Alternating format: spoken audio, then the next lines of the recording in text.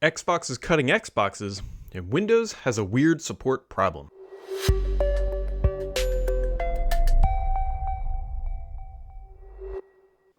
Happy Friday, friends. Happy Friday. It is Friday. Hopefully everybody had a good September. September is gone. It's over by the time you're listening to this. It'll be the weekend most likely, which is a wonderful, wonderful thing to say. So hopefully everybody had a good week. Let's dive into the news because there is a lot with Xbox doing weird things with inventory. Microsoft's got a support problem in the EU, and we got a bunch of new chips. So let's just dive in here. So this week was the Qualcomm Snapdragon Summit that they hold every fall/winter-ish timeframe, and they announced the Elite X2. Now, on paper, this thing looks phenomenal. 18 cores, up to 5 gigahertz, 53 megs of cache, 80 TOPS NPU, which is super interesting. We'll talk about that here in a second. But the specs look wonderful, and these things will start showing up in devices next year. I'm not expecting early next year, but next year. And so this will be the evolution of Windows on ARM, and this is clearly the elite end in the top dog, and so the expectations are pretty good, right? The last generation did pretty well in terms of performance and across the board, so the second generation should be great, and the marketing stuff looks wonderful. But until we get real world benchmarks and real world feedback, take everything with a grain of salt, because of course every company is going to come out and say our new product is so much better than our old product. Some of the things that are more interesting to me here are actually the NPU related. So 80 TOPS, which is exactly double the previous generation. And it makes me, I keep wondering if the next generation of Windows, when Microsoft finally goes in with an all-in Windows AI box, what the baseline is going to be. And I'm wondering if that's going to be 80. Like right now, Copilot Plus PCs are 40, but like a Windows 12 must be 80. I'm not sure. This is all real speculation, but like an exact doubling is always just sort of an interesting, nice round number. And who really knows? But we got to just keep your eyes and ears open for real world performance and everything else, because it looks great on paper. That is the reality here.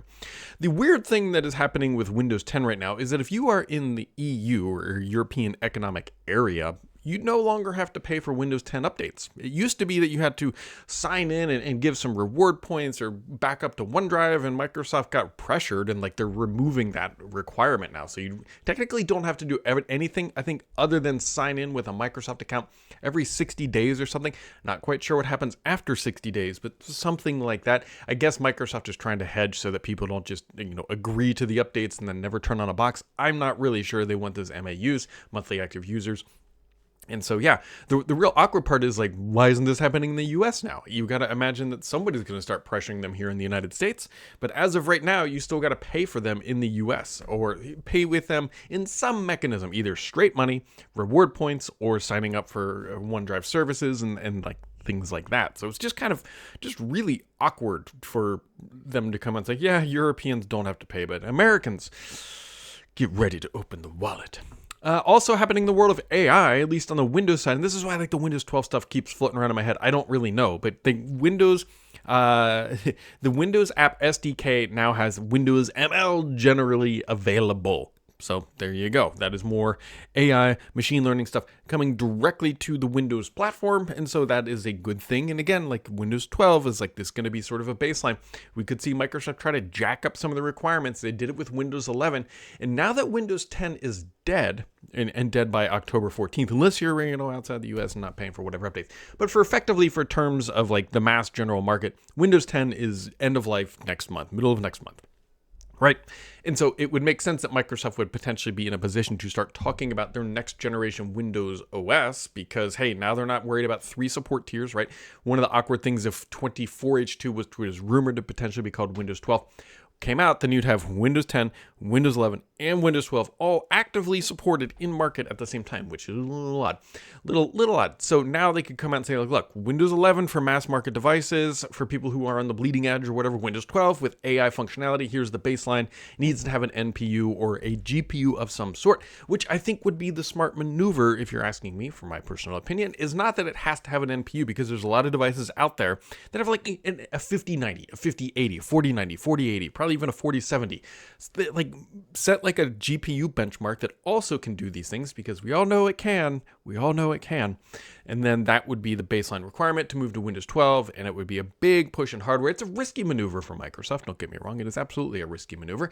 But with Windows 10 ending and that move to Windows 11 being the mainstream, they would have 5 years to like sort of get these prices down, get these devices more mainstream and the like. So just something, a little food for thought at the end of the day.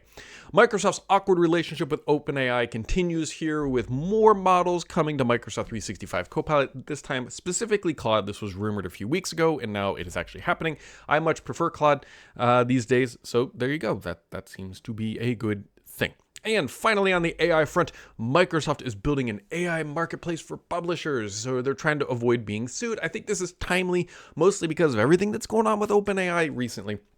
Microsoft said, hey, we're going to start training these large models, much larger models than we have traditionally done.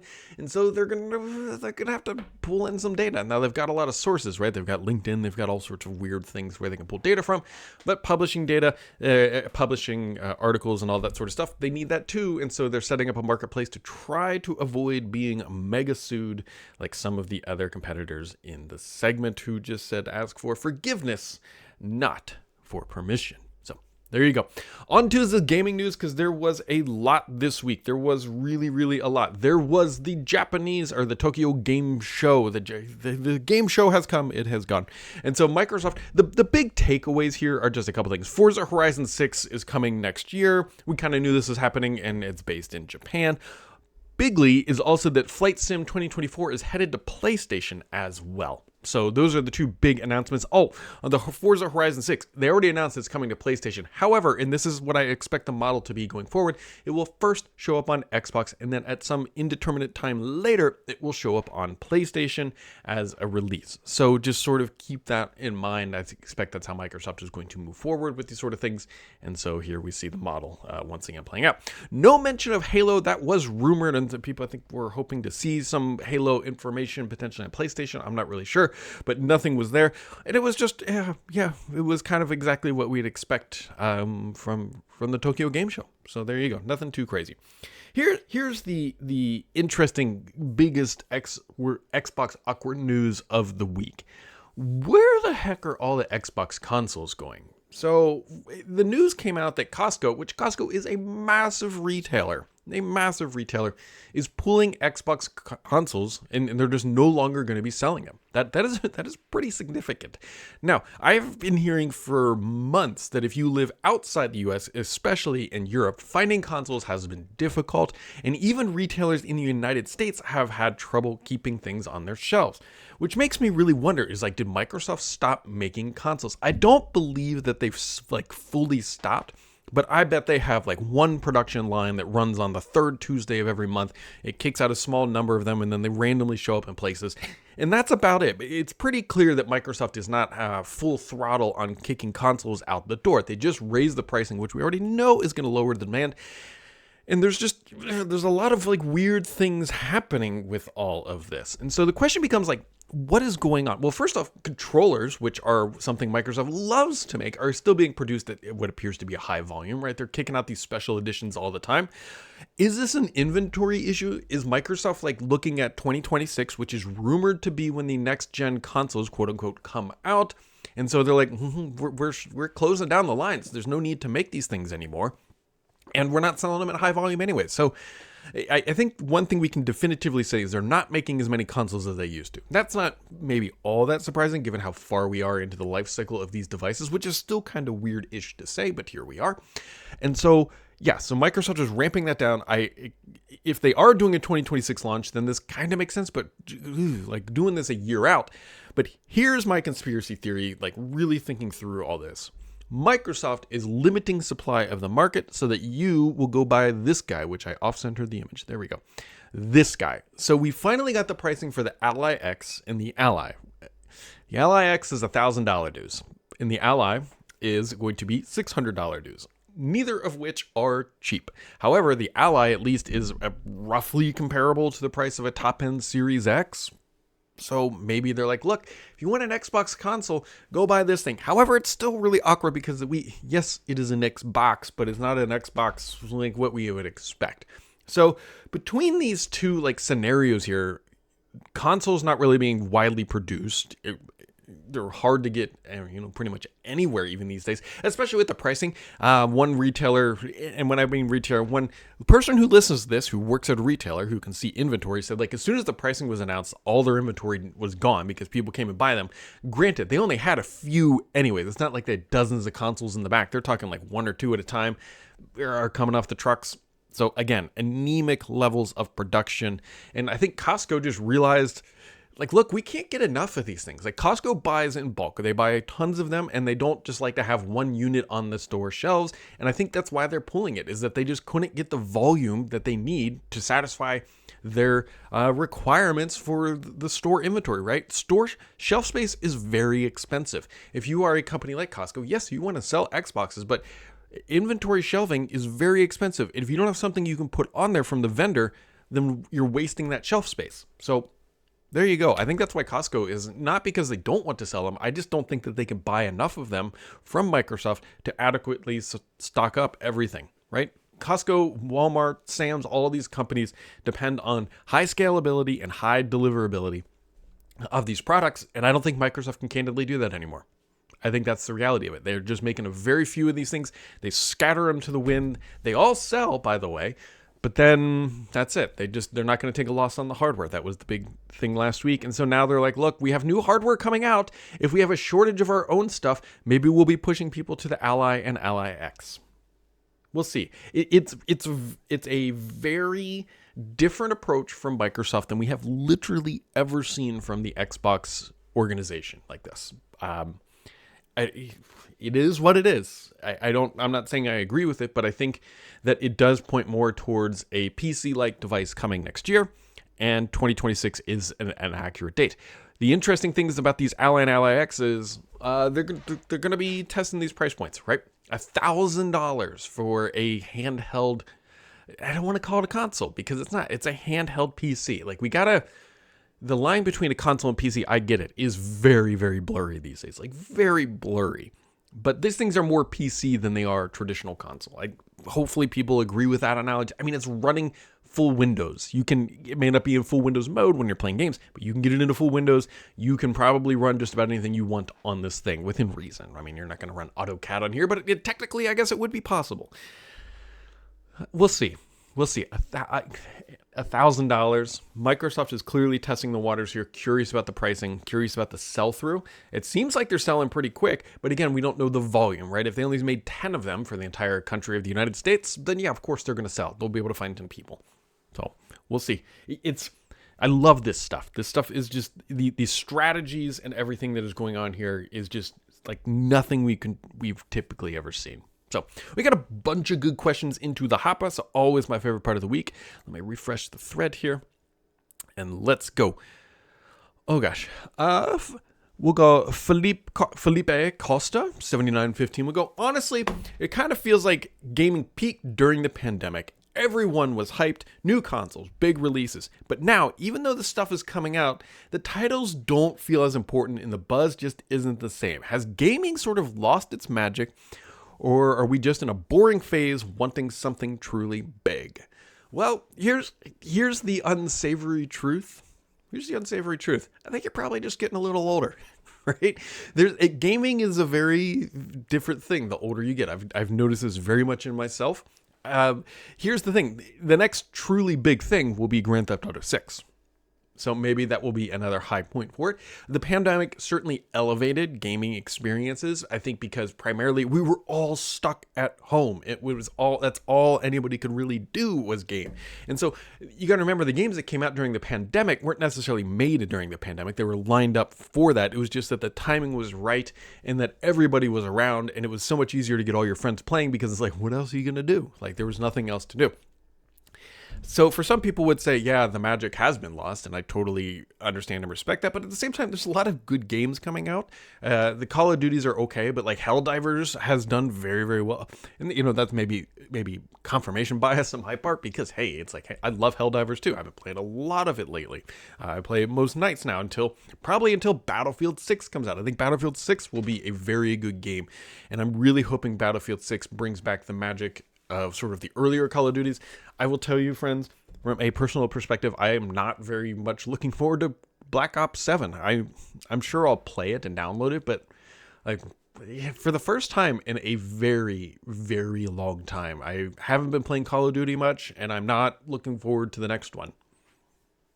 I don't know. Maybe that's just me getting older, but yeah, we'll see. We'll see here. Mr. PKI with 3 questions into the hopper. He says, where are you getting the most engagement these days on social media? Is it Twitter, Mastodon, Blue Sky, or other? It's still Twitter by a large margin, just because it's Twitter and YouTube for that matter, I should say. They're about neck and neck. It depends on what type of social media you are referring to. But Twitter is still where my largest audience is. It's where I got started. And YouTube is also still very good. Blue Sky has a decent amount, but it's just fractional percents compared to Twitter just because of the population sizes. So this next question. We heard Start 11 is getting more popular with enterprises. Does this mean we're going to see any new features for the prosumers anymore? There will be more features for the prosumers coming. We'll see. But we're finishing up. So right now we're working on some big stuff for Multiplicity 4. And so after that, the next sprint is the wrong term. The next in Jira terms, the next epic will be back to, I believe, Start 11. But that may not be until the springtime, late winter would be my guess. And oh gosh. And then he wraps it up. He says, which is going to win this season if it's not the Cincinnati Bengals? The Bengals, last weekend was rough. Last weekend's game was so rough. My wife made me cookies and just sort of like, not literally slid them under the door, but just made them and just quietly didn't say anything because she's like, I saw the score. Is it going to be Battlefield 6 or Black Ops 7? I think it'll be Battlefield 6. I am super interested to see the Battlefield 6 Battle Royale mode. So I'm hoping that is, I hope it scratches that itch, because here's the thing. Black Ops 7 doesn't really excite me, but Warzone continues to be my favorite thing. Resurgence mode specifically. But even that, like I can see Battlefield 6 taking away a lot of that thunder as long as it's not, as long as they just do it right. As long as they do it right. And what is right? I don't have a great answer for that, which is it's hard to contextualize without having played it yet. Amber Caldwell says, what do you think of the gaming industry as a whole right now? Console prices are sky high. Do you think this will kill the console industry? This super good question. This is what I was maybe not clearly saying during the talking about the Xbox and the building out of it. We have never seen anything like this in the gaming industry, where console prices are not dropping, but they are climbing and climbing at a very hefty rate, like $50 chunks. So it's like instead of discounts, we're seeing things go up. I'm not expecting any Black Friday bangers that are going to move a whole bunch of consoles.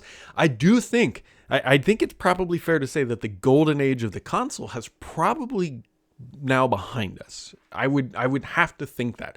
I don't know if the PS4, Xbox One was it. I would probably argue maybe PS3, Xbox 360 might have been the peak, somewhere around there. That might have been like the true console peak, but since then everything has been shifting more and more towards PC-like gaming. And this isn't a knock on gaming PCs, not at all, not even in the slightest. I totally respect that side, and it is the future by all means. But the console has always been this bespoke experience. Plug the thing in, turn it on, and it just works. It's not like that anymore. It's not like I go turn on my Xbox right now. I guarantee you one of the games that I have on my dashboard probably has an update, so that I have to wait for the update. And then I have to make sure online capability is enabled. And then I have to make sure that online works. And then I have to make sure everything else is lined up. I have to make sure that I'm logged into my Game Pass account. It's not the here's a disc, open the slot, put it in, and then you're playing. Like that is long gone. And so I don't think the gaming industry isn't necessarily in a bad place, but here's what happened. During the pandemic, as Felipe sort of noted, there was a ton of money flowing into the industry. And I mean like billions upon billions of dollars. We saw small gaming studios being snatched up left and right just every single day. Because for a brief moment there, that was the future of entertainment. And I'm not saying it's not the future of entertainment, but you had all this money flowing in, all these things kicking out the door as fast as humanly possible, and just everything was on fire in a very positive way of trying to just everybody grab their market share as they could. And now that has come and gone. Now the money is not flowing in like it used to. Now games are, the requirements for games, the demands by gamers these days are higher than ever, which makes things more challenging. And the pressures to ship things more frequently is higher than ever as well, right? Games, we hear numbers like hundreds of millions of dollars to produce Call of Duty, like it was like 300 million to produce like the last version of Call of Duty. Those are very big, scary numbers that if things don't work out, like, yeah. And then I want to be surprised if it costs more than I want to know what GTA 6 is going to cost. I mean, we had rumors, crazy things that like it was around $500 million for Halo Infinite, and we all saw how that turned out, and that spooked the hell out of Microsoft. So imagine GTA 6 is budget. Is it the first $1 billion game? I don't know. I hope not, but they're going to make a bunch of money, and they're making sure it's perfect, which I totally respect, and that's just the way that it is. I don't think the console industry will truly die. I say that with the hesitation. Xbox is not going to be like what it traditionally was. However, at least for the foreseeable future, Nintendo will. Nintendo will not deviate. Nintendo can't really transition to the PC world. PlayStation plausibly could. The only reason I say that is because they're putting more and more games onto Steam. And so eventually you do that for enough years in a row. Eventually you do have like the PlayStation PC experience, but they don't have Windows, if you will. So I suspect that they will continue to make traditional like consoles. I don't think Microsoft is truly going to move out of the console space, but they're going to be more ROG Ally sort of things. And so there will always be a console, but maybe it's made by Dell, maybe it's made by somebody else. So it's evolving for sure. Nick Tubby says, I recently realized I'd stopped playing Xbox because I'm no longer habitually turning it on to download games with gold. I used to always double check I had grabbed games and then find myself looking at something else and check my dings. Now, I never turn it on and basically forgotten, and the other life activities have taken over. For the first time since I bought a 360 on launch day, I have no idea what's happening with Xbox. Am I alone? Was games with gold the only thing that kept me coming back? Well, the games with gold kept you coming back, but the reason why is because you wanted the free stuff. You weren't playing games, you were just trying to get the free stuff, is my suspicion. And like I've noted multiple times here, you've also gotten older, like your priorities have changed, just things have changed. And so if you were only turning your Xbox on to get free games, then you probably weren't really enjoying the console experience to begin with. I don't know. The reality is that Microsoft wants you into Game Pass, and Game Pass is a great way to just dip in and out, and that's the reality of it. And that's where Microsoft wants it to be. Nick says, what's your take on NVIDIA and Intel partnership? Oh, I forgot to bring this up. This is super whatever.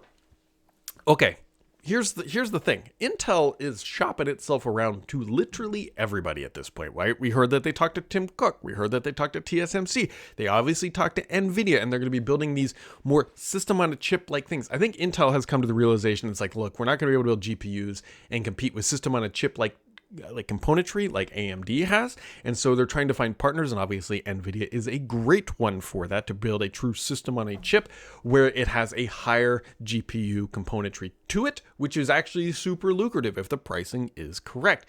The weird part of that relationship is that NVIDIA has apparently been wanting an x86 license, and they never really got one. I'm not really sure the whole backstory there, but also NVIDIA is dominant in ARM. Why they would want to go to the x86 route, I'm sure there's some reason, and if they can get in cheap, I mean, look, they invested $5 billion. That is like 4 hours of revenue probably for them. That might be rounding down, but like their stock price is so high right now. And they are building the shovels during the gold rush. They are in the best industry possible with the most amount of money, and it just is not stopping. So right now they're just like saying, look, we'll sign these weird partnerships, try to make them work, and maybe that will be a next thing. But like if you do the math on it, it just still doesn't really make sense. Like let's say NVIDIA makes a couple $100 million from licensing. Like they're multi-trillion-dollar operation at this point from a valuation perspective. They are in the world of Microsoft and everybody else. Like if they're not making billions, it's not interesting. So I think it'll be more beneficial to Intel at this point, and NVIDIA will be hanging around and trying to make sure things just work. Then, like, is it the next big thing for NVIDIA? It's more about keeping Intel alive, I realistically think at this point. I Hate Password says, no, seriously, 4809 says, does the recent price raise by Microsoft make you think that the base price for the next-gen console will be around $850 to $900? So I don't think you're too far off the mark. I bet they come in at like $700, $699. I bet they have a gaming PC configuration much like they do these ROG Allies. I mean, you can look at it, and here's the thing I'm going to be curious about. What is the actual gaming performance like on the ROG Ally X? Like genuinely, like how good is it? Because if that's $1,000 today, and a year from now, could they just bundle that thing up, get rid of the screen, get rid of the thumbsticks and the buttons, and just put it into like an Intel-sized NUC thing? They just take the guts and the gizzards of that, put in an Intel NUC thing, put an HDMI port on the back, call it an Xbox, and then they're done. Like, is that it, guys? Like, would that be it? And that would probably be in a year from now, assuming scale and everything else, blah, blah, blah. We know we would expect the price to go down like $700 in a year from now. If they took out the screen and everything else and the battery, I bet it would be. Is that good enough to call it an Xbox? That's for you to decide. It's like, this is what I keep meaning. Like, just take away the screen, take away the thing, just put the chipsets in there. The only thing that is missing from that is that emulation capability to run older titles. That is it. So in a year from now, is that the console? It might be. It genuinely might be. So I don't know.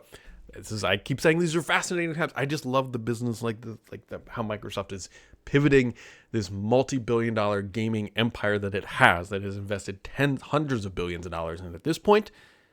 And how will it evolve? I don't know, but we're going to sit here and we're going to find out because it is super fascinating. So anyways, friends, that wraps it up for this week. Hopefully you had a wonderful week. And as always, my friends, make sure to keep it subscribed here because the BS on this podcast is me.